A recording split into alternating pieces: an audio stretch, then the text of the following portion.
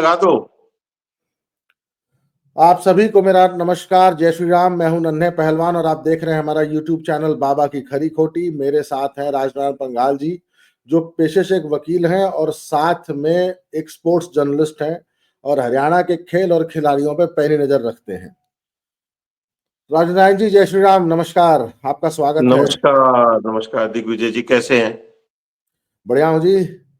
राजनारायण जी, पिछले दिनों बेंगलोर कर्नाटक में राष्ट्रीय कुश्ती चैंपियनशिप का ऑर्गेनाइज हुई।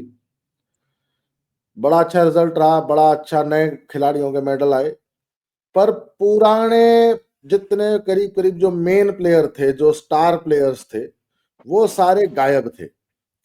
ज्यादा पता करने पे पता चला कि अमन सहरावत और सुजीत कलकल ये टॉप्स की स्कीम के खिलाड़ी हैं। ये जापान गए हुए थे टॉप्स की स्कीम के थ्रू प्रैक्टिस करने, तो इन्होंने पार्टिसिपेट नहीं किया। उसके अलावा रवि दहिया चोटिल हैं। उसके अलावा कई सारे सीनियर खिलाड़ी पार्टिसिपेट नहीं किए, लेकिन उसमें चिंताजनक एक ही चीज थी, रेलवे की पूरी टीम गायब थी। सिर्फ 4 या 5 पहलवान पार्टिसिपेट कर रहे थे, जो कि अपनी होम स्टेट से कर रहे थे। स्टार खिलाड़ियों में Sunil Greco Roman 87 kilo Haryana से पार्टिसिपेट किए। संदीप मान, साहिल और करणदीप ये 3 पंजाब से किए, और एक कोई खिलाड़ी रेलवे का मध्य प्रदेश से किया है। रेलवे ने अपनी टीम नहीं भेजी, और मेरे भी कई मित्र हैं रेलवे में, उनसे मेरी बात हुई है तो उनका ये कहना था कि जी ये बजरंग पुनिया गैंग, सत्यव्रत कादियान, साक्षी मलिक और विनेश मिलके हमारा कैरियर खा गई। ऐसा सुनने में आया राजनारायण जी कि फेडरेशन अपने उस स्टैंड पे कायम है कि जो नेशनल चैंपियनशिप लड़ेगा, जो राष्ट्रीय कुश्ती चैंपियनशिप में भाग लेगा, पदक विजेता होगा या टॉप 5-6 में आएगा, हम उसकी ट्रायल लेंगे, नहीं तो हम किसी भी वर्ल्ड या किसी भी टूर्नामेंट के लिए ट्रायल ले लेंगे। अब आपको मैं एक जानकारी दे दूं कि इस साल 7 बड़े टूर्नामेंट हैं, जिसमें सीनियर की वर्ल्ड चैंपियनशिप, सीनियर की एशिया चैंपियनशिप, अंडर 23 की वर्ल्ड चैंपियनशिप, उसके अलावा 4 रैंकिंग टूर्नामेंट। अब कोई बोलेगा रैंकिंग टूर्नामेंट का क्या है? रैंकिंग टूर्नामेंटों में जब आपका परफॉर्मेंस आती है, उसी के बल पे आपको वर्ल्ड में रैंक मिलती है कि आप फर्स्ट पे हो, सेकंड हो, थर्ड हो, 10th हो, 25th हो, 50th हो। तो रैंकिंग टूर्नामेंट इसलिए जरूरी है। आप बेशक वर्ल्ड चैंपियन हो सकते हैं, लेकिन अगर आप कई सारे टूर्नामेंट में पार्टिसिपेट नहीं कर रहे हैं, तो आपकी रैंक हो सकता है 10वें नंबर पे हो। और रैंकिंग टूर्नामेंट में आपको एक्सपोजर मिलता है, वर्ल्ड के टॉप प्लेयर के साथ कॉम्पीट करने का मौका मिलता है। इंडिया की टॉप लाइन का गायब होना और रेलवे का पार्टिसिपेट ना करना, ये भारतीय कुश्ती के लिए एक बहुत बड़ा खतरे का निशान है, खतरे की घंटी है। इस पे आपका क्या स्टैंड है? जी दिग्विजय जी, सबसे पहले तो बाबा की खरी कोठी के दर्शक उन सबको मैं नमस्कार करना चाहूंगा, और उन दर्शकों को मैं ये भी बता दूं कि इस तरह की चर्चा हमारे जो सामान्य पत्रकार हैं वो नहीं करते हैं, इस तरह की चिंताएं वो नहीं करते हैं, क्योंकि आप भी एक खिलाड़ी हैं और मैं भी पत्रकारिता करते करते एक खिलाड़ी बन गया हूं अभी। तो हम चिंता स्वाभाविक है, और इस चिंता से हम और दर्शकों को भी रूबरू कराएंगे कि इस पे हम चर्चा क्यों कर रहे हैं। वैसे देखा जाए तो हमारे जो और टॉप के टीवी चैनल है, मेन स्ट्रीम मीडिया है या सोशल मीडिया है, उस पे इस बात के लेकर किसी को नॉलेज ही नहीं है कि ऐसा कुछ हुआ है, और इसके क्या रिजल्ट रहेंगे ये आपने अभी बता ही दिया कि आने वाले जो 1 साल तक जितने भी मेन टूर्नामेंट है उनमें वो भाग नहीं ले पाएंगे।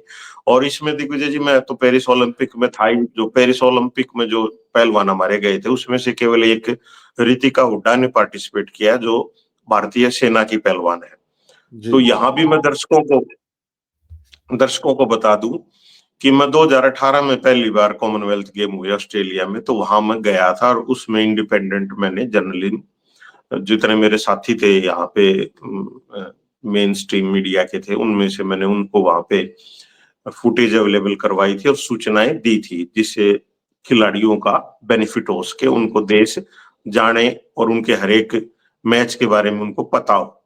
और मैं एक दर्शक की बातें भी वहां पे गया था। तो 18 में, फिर 19 में एशियन गेम, और फिर 22 में फिर से कॉमनवेल्थ गेम, और अभी पेरिस ओलंपिक को मैंने कवर किया है। तो ये जो खेल होते हैं, ये इसका उद्देश्य होता है कि हमें हैप्पीनेस इंडेक्स जो है उसको बढ़ाए, और हम पूरा साल इसलिए तैयारी करते हैं कि हम अपने परिवार की, अपने प्रदेश की और अपने देश की वर्ल्ड लेवल पे एक पहचान बना सके, और एक उनको पूरे हमारी कंट्री के लोग हमसे जुड़ जाते हैं, और वो हम दुआएं भी करते हैं कि भाई ये हमारा खिलाड़ी अच्छा करे। लेकिन अच्छा तभी करेगा जब वो इंटरनेशनल एक्सपोजर पे जाएगा, और उसके लिए पूरा साल तैयारी भी करता है। इस तरह के टूर्नामेंट के लास्ट इस महीने में आप देखेंगे हमारे अखबार डेली कुछ न कुछ खबर आती है कि हमारे जितने भी ओलंपिक इवेंट हैं उनके नेशनल हो रहे हैं, तो वो पूरा समापन करके और एक टीम बना लेते हैं, नेशनल टीम, और जनवरी फरवरी से वो स्टार्ट कर देते हैं उनका कैंप लगाना, और अपने अगले जितने भी इवेंट होते हैं उसकी तैयारियां करना। तो भारतीय रेलवे के एक भी खिलाड़ी भाग नहीं लिए, और इसको मैं 2018 में ही समझ गया था कि अगर आपने अपने परिवार व प्रदेश का, देश का नाम रोशन करना है तो रेलवे से दूर रहना पड़ेगा। और बहुत बार मैंने खिलाड़ियों को, जब उनके पास ऑफर आता है कि हम रेलवे में जाएं या भारतीय सेना में जाएं या किसी और डिपार्टमेंट में जाएं, तो मैं हमेशा, मेरा एक स्टैंड रहता है कि अगर आपको नौकरी करनी है तो आप कहीं भी जा सकते हैं, और अगर आपको अपने परिवार का नाम वर्ल्ड लेवल पे करना है तो आपको कुछ दिन तक नौकरी से दूर रहना पड़ेगा। अगर आप नौकरी से दूर ना रह पाए, कोई आपकी आर्थिक मजबूरी है या कोई और मजबूरी है, तो आप भारतीय सेना को सबसे प्रायोरिटी पे रखें, और ये भारतीय सेना ने हमेशा करके दिखाया है। अब मैं आपको पीछे लेके जाना चाहूंगा दिग्विजय जी, हमारे दर्शक भी बड़े हैरान होंगे कि एक आंकड़ा है कि हमारे जो मेन खिलाड़ी हैं उन पे भारतीय कानून तोड़ने की एफआईआर हुई है, जिसमें सबसे बड़ा उदाहरण है सुशील सोलंकी, पहलवान, 2 बार के ओलंपियन मेडलिस्ट। वो कहाँ है? वो रेलवे में है। उससे पहले हमारे बॉक्सर होते थे विजेंदर, वो रेलवे छोड़ के पुलिस में आए थे, अब उन्होंने नौकरी छोड़ दी है राजनीतिक वजह से, वो रेलवे से। उसके बाद संसद के, नई संसद का जो उद्घाटन होना था, उस गेट पे जो रोकने के लिए हंगामा किया, उस पे किस पे एफआईआर? हमारी ओलंपियन विनेश पे एफआईआर, हमारे बजरंग पूनिया पे एफआईआर, साक्षी मलिक जो रेलवे में अधिकारी है उनके ऊपर एफआईआर, फिर वो उनकी वाइफ है संगीता, उन पे एफआईआर। मतलब जहां रेलवे के सारे, अगर एफआईआर की बात की जाए तो भारत में सारे उदाहरण आपको मिलेंगे जो रेलवे में कार्यरत थे या अभी भी रेलवे में कार्यरत हैं। एक भी ऐसा खिलाड़ी आपको नहीं मिलेगा जो भारतीय सेना में हो, जैसे नीरज चोपड़ा है, दीपक पुनिया है या अविनाश सावले हैं, किसी पे एफआईआर आई हो, मतलब उन्होंने कभी अनुशासन को तोड़ा हो या इस तरह के किसी इवेंट में उन्होंने पार्टिसिपेट किया हो जहां पे कानून टूटने की संभावना है। तो हमारे दर्शक कनेक्ट करेंगे इस बात पे कि इस तरह का आंकड़ा हमारी चर्चा में ही आ रहा है कि हमारे बच्चों को रेलवे ने किस तरीके से डिग्रेड किया है। मतलब कि वो अपनी मेहनत से वहां तक पहुंच गए, नेशनल प्रतियोगिता में उन्होंने बहुत सारी मेहनत की और उनको रेलवे ने ले लिया। उसके बाद जो प्रॉब्लम आती है, ये उन्हीं में से एक प्रॉब्लम है कि रेलवे के हाथ में था कि राष्ट्रीय प्रतियोगिता में जाएंगे या नहीं जाएंगे। अब रेलवे मिनिस्टर भी इस बात को पूछ सकते थे, ये तो खैर उनके जांच का विषय होगा, लेकिन वर्बली रेलवे ने अपने पहलवानों को ये कहा, रिटर्न में नहीं दिग्विजय जी, कि अगर आप इस चैंपियनशिप में जाएंगे तो हम आपके खिलाफ एक्शन लेंगे। लेकिन आज तक 5-6 खिलाड़ी रेलवे के हैं जो इस बेंगलोर वाली नेशनल चैंपियनशिप में खेले थे, उनके खिलाफ कोई रिटर्न एक्शन रेलवे ने नहीं लिया, क्योंकि ले ही नहीं सकता। तो पेरेंट्स को मैं अपनी चर्चा के माध्यम से इंश्योर कर रहा हूं कि भाई रेलवे रिटर्न में कोई एक्शन नहीं ले सकता, क्योंकि आप एक खिलाड़ी के तौर पे भर्ती हुई हो और आप छुट्टी लेके भी खेलने जा सकते हो, क्योंकि विद पे विद लीव आपको परमिशन मिलती है और पूरा साल आप छुट्टी पर रहते हो ट्रेनिंग के नाम पे। तो जितने भी रेलवे के खिलाड़ी, इनको इंक्रीमेंट में प्रॉब्लम होगी, इनको और भी जो बेनिफिट होते हैं टीम चैंपियन। जी जी जी। आपने जो कहा ना कि रेलवे, अगर आप रेलवे से नहीं खेल रहे हो तो आप छुट्टी लेके खेल लो। मैं आपकी एक बात में एक चीज ऐड करना चाहूंगा। रेलवे के खिलाड़ियों ने रेल अफसर के आगे जाके नाक रगड़ी की, महाराज हमें एनओसी दे दो, हम अपने होम स्टेट से खेल लेंगे, पेरेंट स्टेट से खेल लेंगे। नहीं दी गई एनओसी बच्चों को और धमकाया गया वर्बली, अगर खेल लोगे सस्पेंड कर देंगे। रेलवे के स्पोर्ट्स अफसरों ने, रेलवे के कोचेज ने अपने पहलवानों को ये बोला कि अगर तुम में से कोई खेलता पा गया सस्पेंड करा देंगे, नौकरी खा जाएंगे थारी हम। ऐसे धमकाया गया है बच्चों को जी। तो अब खेल रहे थे जो 5-6 बच्चे हैं, उनका एग्जाम्पल है ही अब हमारे सामने कि किसको सस्पेंड कुछ किया नहीं है। हुआ, कुछ भी नहीं हुआ। हो ही नहीं सकता, वो कर ही नहीं सकते ना, क्योंकि वो कोर्ट में चले जाएंगे अगर ऐसा कुछ करेंगे तो ये केवल जो एक हायर अथॉरिटी है, जो एक व्यक्ति है इसके लिए, जो सेक्रेटरी हैं रेलवे स्पोर्ट्स प्रमोशन बोर्ड के, प्रेमचंद लोचप जी, और वो भारतीय कुश्ती संघ के भी इलेक्टेड सेक्रेटरी हैं।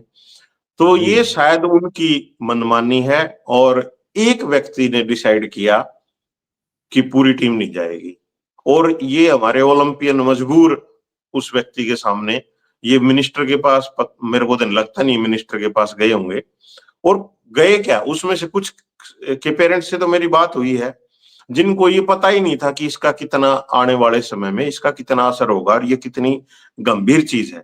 अरे भैया, पूरे साल ट्रेनिंग करते हो, आपको कोई भी प्रतियोगिता मिले तो आप अपने आप को परखोगे ना, आपकी शारीरिक व मानसिक क्षमता क्या है। तो आपको इवेंट में जाना पड़ेगा। आप घर रहते ट्रेनिंग करते रहो, आपको कहाँ पता लगेगा कि आप कहाँ पे स्टैंड करते हो।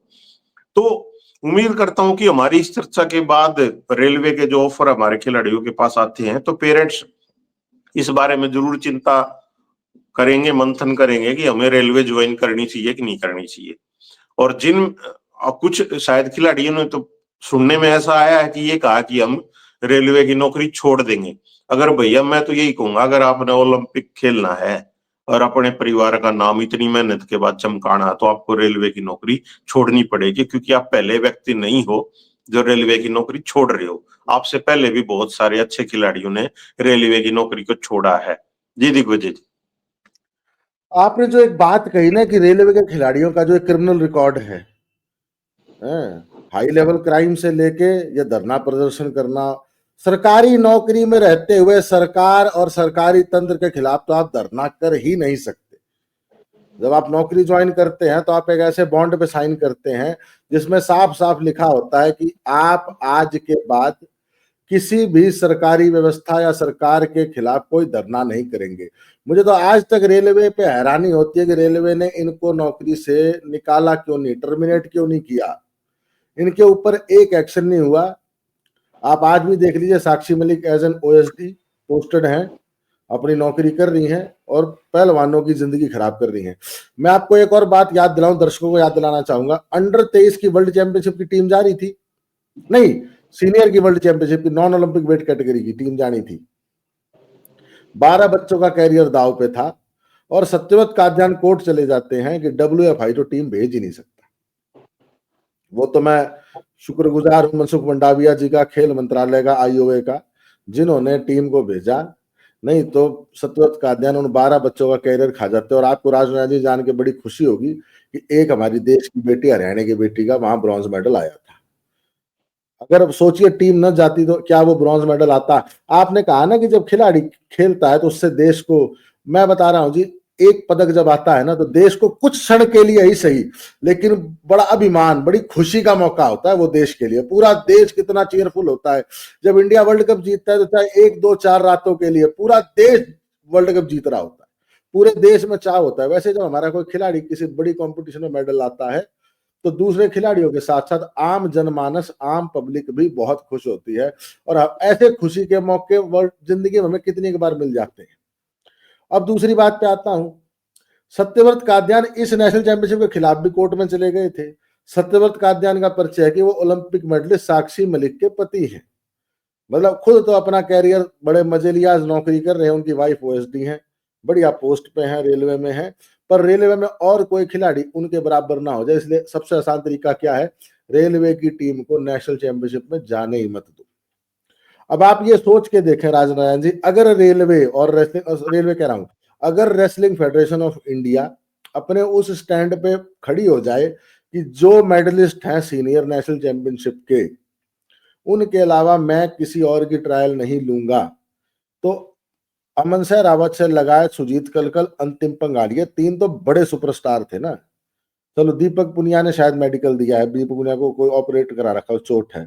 रवि दहिया को चोट है, इन दोनों का जेन्युइन बनता है। रीतिका हुड्डा ने पार्टिसिपेट किया था ओलंपिक में, इतनी अच्छी परफॉर्मेंस के बाद रीतिका हुड्डा ने पार्टिसिपेट किया।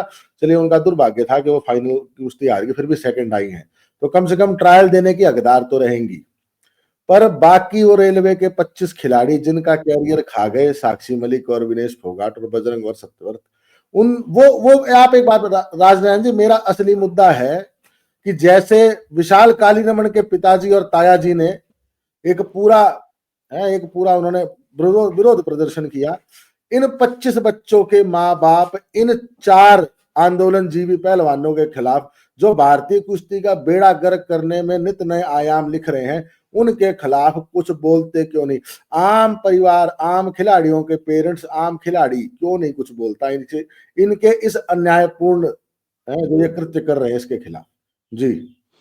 जी, उनके जो खिलाड़ियों के कोच हैं, वो कोच कुछ इनसे कनेक्टेड हैं और कोचों को मैं नहीं मानता इतनी समझ है कि इसका क्या दूरगामी असर रहेगा।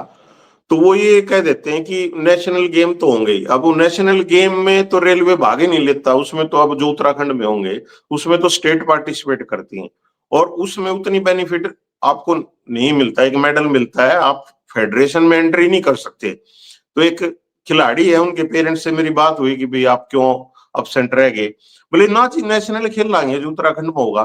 तो उस टाइम तो उनको एक अंधेरे में रखा गया कि ये जो चैंपियनशिप हो रही है इसका कोई महत्व नहीं है और जो उत्तराखंड में नेशनल गेम होंगे उनका महत्व। अब मेरे को तो बड़ी हैरानी हुई कि भाई पेरेंट्स को। जी जी दिग्विजय, मैं इसमें आपकी एक बात और ऐड कर दूं, कुछ साई कोच भी मिले हुए हैं इन रेलवे के कोचेस के साथ, जो ये बरगला रहे हैं खिलाड़ियों को कि ना ना घबराओ मत, साई एक नेशनल कराने वाला है, उस नेशनल में पार्टिसिपेट करो, मेडल उसमें रेलवे की टीम पार्टिसिपेट करेगी और चिंता मत करो वो हो जाएंगे। इनको आज तक इन खिलाड़ियों को और उनके पेरेंट्स को एक चीज समझ नहीं आई। मैं कह रहा हूँ नेशनल चैंपियनशिप तो दिग्विजय सिंह और राजनाथ पंघाल भी करा सकते हैं, हम करा लेते हैं नेशनल चैंपियनशिप, पर टीम भेजने का हक, टीम भेजने की जो आईडी पासवर्ड लॉगिन है, वो तो WFI के संजय सिंह के पास है, वो तो विनोद तोमर के पास है, सेक्रेटरी के पास। टीम तो उन्होंने भेजनी है, नेशनल तो 100 करा लो आप, नेशनल तो कोई IOA से परमिशन लेके करा ले, साई करा ले, आप करा लो, मैं करा लेता हूँ, कोई स्टेट बॉडी करा ले, रेलवे करा ले, SSCB करा ले, कोई करा ले। पर वो बात है ना, टीम तो WFI भेजेगी ना, जिस नेशनल को WFI रिकॉग्नाइज करेगा वो ये नेशनल मान्यता प्राप्त होगी और वो ये नेशनल आगे टीम, वो ये नेशनल के प्लेयर ट्रायल देंगे और वर्ल्ड के टूर्नामेंटों में, एशिया के टूर्नामेंटों में जाएंगे। ये बात आम खिलाड़ी और उसके माँ बाप को नहीं बताई जा रही। और कुछ साई कोच, मैं फिर इल्जाम लगा रहा हूं साई के डायरेक्टर पे, जो रेलवे के खिलाड़ियों को और अन्य खिलाड़ियों को बरगला रहे हैं कि घबराओ मत, साई नेशनल कराने जा रहा है, उसमें पार्टिसिपेट करना, उसमें जो पार्टिसिपेट करेगा वो सारे पर्क्स को एंजॉय करेगा। ये सरासर झूठ है मेरे भाइयों, खिलाड़ियों और उनके माँ बाप, मैं आपसे हाथ जोड़कर विनती कर रहा हूं, जो नेशनल WFI कराता है संजय सिंह के प्रतिनिधित्व में, वो ये नेशनल रिकॉग्नाइज होगी, वो ये प्लेयर बाहर जाएंगे जो उसमें मेडलिस्ट होंगे। जी राजनारायण जी। जी दिग्विजय जी, बिल्कुल आपने सही कहा और मैं आपको और एक धरातल की बात बताता हूं, क्योंकि हमारे ज्यादा पहलवान रेलवे में हरियाणा से ही है, बाकी प्रदेशों से नहीं है।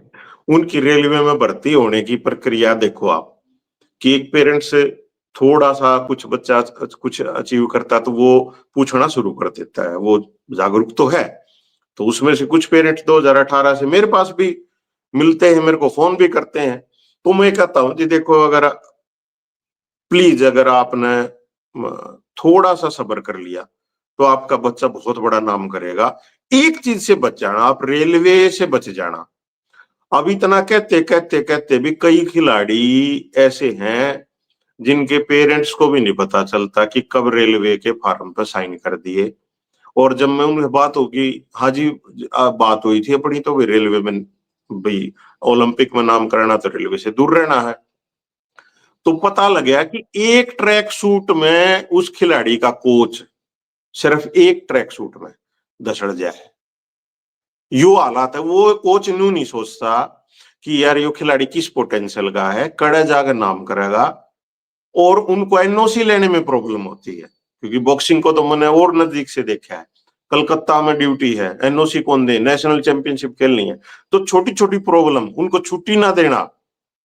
तो और दूसरा, जब भी एसएमएस आने लग जाए आपकी तनख्वाह का 30,000 है, 40,000, इससे ऊपर तनख्वाह तो इनकी है नहीं, वो नहीं है जी। एसएमएस भी इनको ढीला करते हैं कि यार पैसे तो आ ही रहे हैं, अब क्या करना है। हरियाणा में तो मैंने देखा जो डी ग्रुप में जो बच्चे लगे हैं, जो अच्छा परफॉर्म कर सकते थे, वो इस बार मेरे शूटिंग में नेशनल नहीं खेले उन्होंने, कि सर्विस तो लगी गई। तो सर्विस से सेटिस्फिकेशन हमारे खिलाड़ियों को, क्योंकि वो छोटी उम्र के होते हैं, तो वो उसका जो ओलंपिक का जो एम है उससे वो दूर हट जाते हैं। अब भाई वैसे तो क्यों ओलंपिक पे इतना खर्चा कोई कंट्री करता है, क्या जरूरत है ओलंपिक करवाने की, सोचा जाए तो। ये इसलिए कि यूथ उस लेवल तक तैयारी करे, और 10 साल का बच्चा ओलंपिक इवेंट में पार्टिसिपेट करेगा तो 20 साल में 20 साल का होगा तब वो जाके ओलंपिक खेलेगा।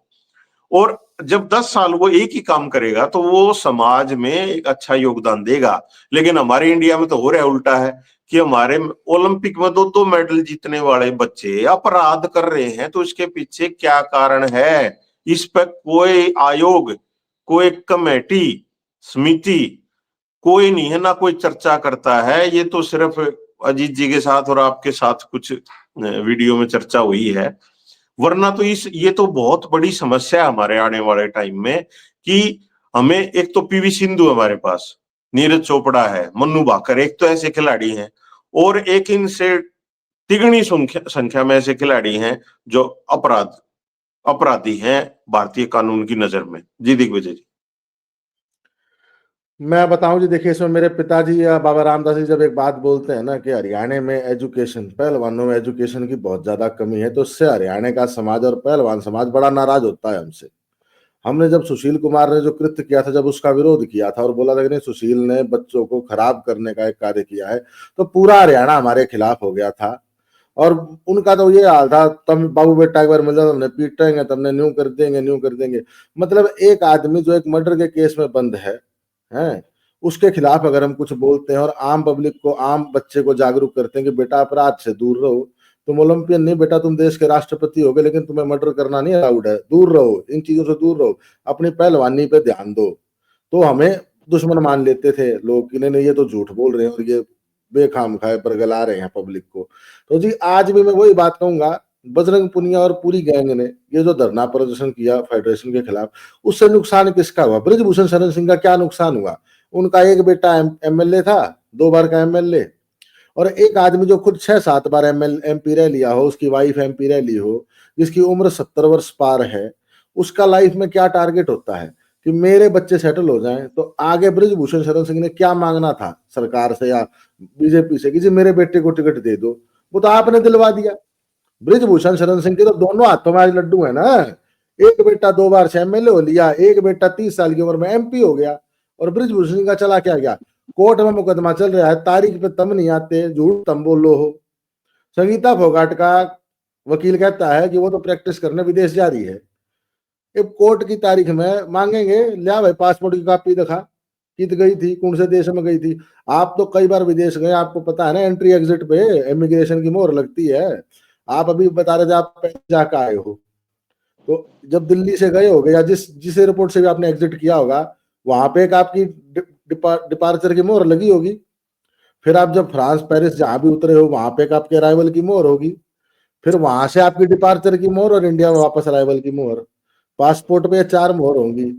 संगीता फोगाट वो मोहर कहाँ से लाएगी उस डेट की कि उस डेट को देखो जी मैं उस देश में बैठी थी? तो इतने बड़े तो ये झूठे हैं। नहीं पर झूठे नहीं हरियाणा, है, मैं तो नॉलेज, मतलब देखो किसी की माननी नहीं, कोई अगर आप जैसा अजीत जी से आदमी को बताओ या आगाह करा तो उसकी माननी नहीं। और ऐसे आदमी, क्योंकि ये ट्रैप में फंसे दीपेंद्र उठा गए कि वो संसद की ओपनिंग होनी है और उसके गेट पर धरना देंगे। अरे बजरंग पुनिया के घर जाकर 10 आदमी नारे लान लाग जाए ये अविनेश फोगाट अभी जुलाना से एमएलए बनी है कि आए आए हमारा पानी नहीं आता, तो लठ मरवा देंगे ना ये। मतलब अपने घर तक सोच के देखो कि आप अपने घर के आगे कोई खड़ा हो जाए तो आप उससे पूछोगे ना बाड़ा क्यों खड़ा है, और आप देश की संसद के आगे चल पड़े। मतलब इससे बौद्धिक दिवालियापन का क्या उदाहरण होगा कि हमारे इतने बड़े एथलीट इस बात की समझ नहीं उनको कि भाई इस उद्घाटन के सामने आप नहीं जा सकते, आपको परमिशन मिली जंतर मंतर की, आप यहाँ प्रदर्शन करो, अपनी बात कहो, लेकिन चल पड़े। अब चल पड़े बिला जी हमें तो रोक रहे थे जी दिल्ली पुलिस वाले, क्यों नहीं रोक भाई, उनका काम है दिल्ली पुलिस का। फिर वो फोटो लेने राज तक उन्हीं फोटो कोई पब्लिश करना, और देखो जी संघर्ष करने, क्या संघर्ष करने, संघर्ष तो भैया खेल के मैदान पे होता है जहां आप छोड़ के भाग लिए हो। खेल के मैदान पर तो जो कुछ करा वो पूरे भारत ने देख ही लिया। आप भैया क्या जूनियर खिलाड़ियों को क्या बताना चाह रहे हो, ऊपर से राहुल गांधी न्यू को है बोले हमने तो कानून का तोड़ा, तो बैरिगेट ही तोड़ रहे थे। अब बताओ जी, बैरिगेट तोड़ना कानून तोड़ना नहीं है। अब राहुल गांधी जी भाई साहब से कौन बहस करे जी इस मामले में। तो हमारे खिलाड़ी वाकई में बचपन से ही उनको इस बात की ट्रेनिंग नहीं दी जाती कि भैया भारतीय कानून को आपने हर हालत में नहीं तोड़ना है, कुछ हो जाए कुछ हो जाए। तो हमारे बेचारे कोच भी जी इसे हैं, वो भी इस बात पे ध्यान नहीं देते कि सबसे पहले आप 2 मेडल लेकर भी आपने जेल में जाना है, तो आप मेडल लेकर करोगे क्या फायदा उस मेडल का। और आप अच्छा जीवन जी रहे हो, अच्छे नागरिक हो, तो भले ही आपका मेडल ना आया हो, आप ओलंपिक में ना गए हो, आप उसके ओलंपिक खेल के प्रशंसक हो अच्छे, तो भी बहुत दर्शक हो आप, तो भी बहुत बढ़िया बात है। तो खेल का मतलब है देश को आगे ले जाना और हमारे यूथ को उस एनर्जी को उसमें लगाना, यही तो मोटिव है। अच्छा, मेडल से नौकरी लेना या कैश अवार्ड लेना कहाँ मोटिव था, ये कहाँ घुसा दिए चीजों में, नौकरी नौकरी चाहिए जी, कैश अवार्ड चाहिए जी, धरना प्रदर्शन करेंगे जी कैश अवार्ड के लिए। अरे ये भैया कहाँ मोटिव था, आपने खेल करना है, आपकी जो कोई पोजीशन आई हो, आपने खुशी देनी अपने परिवार को, देशवासियों को, उसमें वो कहाँ कैश अवार्ड आ गया जी। दिग्विजय जी, आपने वो फिल्म देखी होगी जी महेंद्र सिंह धोनी के ऊपर जो बनी थी, सुशांत सिंह राजपूत वाली। हाँ उसमें रेलवे में उसका था एक वो। कोट, हाँ वो भी रेलवे में था। तो बड़ी ज्यादा टाइम तो छोड़ गया ना, तो अभी ये कितने सीटीआई बन के टिकट काटता होता, डिब्रूगढ़ राजधानी लेके जाता है, ठीक हो या बच बिल्कुल। गया।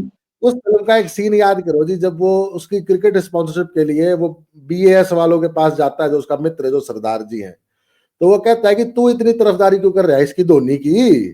तो बोले जी खेलना हम भी चाहते थे पर हमें वो टैलेंट ना था, तो ये खेल गया तो हम समझ जाएंगे कुछ दिन हम भी खेल गए।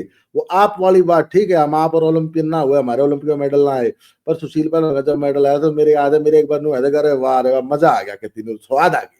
और सुशील पहलवान ने इंडिया के हर पहलवान को ये दिखाया कि नहीं हो तुम्हारे मेडल आ सकते हैं। और 2012 में रिपीट ओलंपिक मेडल देकर उन्होंने कंफर्म कर दिया कि ओए देखो हमारे अंदर कुव्वत है। पर आज जब हम उस पूरे एरा को देखते हैं और पूरे उसको देखते हैं तो फिर दुख भी होता है। तो कॉमनवेल्थ ऑस्ट्रेलिया में तो जी मैं दर्शक था जब उसने वहां पे 30 सेकंड में पहलवान को हराया और गोल्ड मेडल जीता। और वो जो झंडा लेके भाजा ना मैट पे, वो मेरा झंडा था, मन ने दिया था वो झंडा। तो मतलब खुशी होती है भाई, हमारी आंखों के आगे मेडल आने लग रहा हो।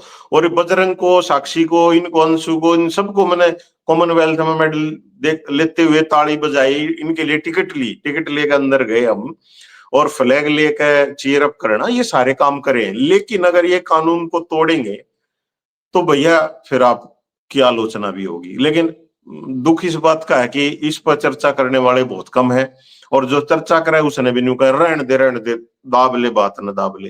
भाई आप अगले और जो हमारे जूनियर खिलाड़ी हैं उनको क्या सिखाओगे, आप उनको क्या बताओगे। तो ये हमारे आगे उदाहरण है इस तरह की घटनाएं जिस पे हम चर्चा करके हमारे यूथ को सही दिशा दे सकते हैं। जी दिग्विजय।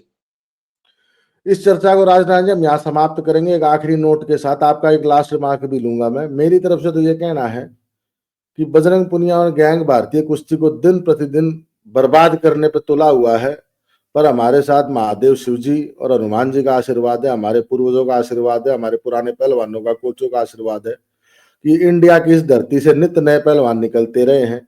मैं उम्मीद करूंगा कि हमारे स्टार लाइनअप के अलावा भी जो नए बच्चे हैं वो अच्छा परफॉर्म करें, वर्ल्ड में और ओलंपिक्स में मेडल दें। लेकिन भारत के पहलवानों से, स्पेशली हरियाणा के पहलवानों, उनके पेरेंट्स से मैं अपील करूंगा कि इस गैंग, इस धरनाजीवी आंदोलन की फर्जी गैंग का विरोध शुरू करिए, नहीं तो ये आपके बच्चों को खा जाएगा जैसे ये रेलवे के 25 पहलवानों को खा गए। जी राजनारायण जी, अपनी आखिरी बात से इस बात को कंक्लूड करिए। जी बिल्कुल समझ में आने लगे, अभी पेरेंट्स इस बारे में बात कर रहे हैं और उनको धीरे धीरे ये राजनीति वाला मामला था जो दीपेंद्र हुड्डा का, वो भी समझ में आया। और ये जो रेलवे की घटना दूसरी बार हुई है जो, इस पे भी उनको समझ में आया है। वो हालांकि ज्यादा कुछ नहीं कर सकते, पेरेंट्स मजबूर होता है, वो कोच के हाथ में थोड़ा ज्यादा होता है। तो शायद पेरेंट्स जब कोच से पूछने लगेगा, सवाल करने लगेगा और कहने लगेगा कि सर क्या करें, ये तो ऐसे से सुनने में आया है, तो जरूर इसमें कुछ अच्छे परिणाम आने की उम्मीद है। राजनारायण जी, आपने हमें समय दिया, हमारे दर्शकों को समय दिया, आपका बहुत बहुत धन्यवाद। इसी के साथ हम इस चर्चा को समाप्त करेंगे। जय श्री राम। जी थैंक यू सर।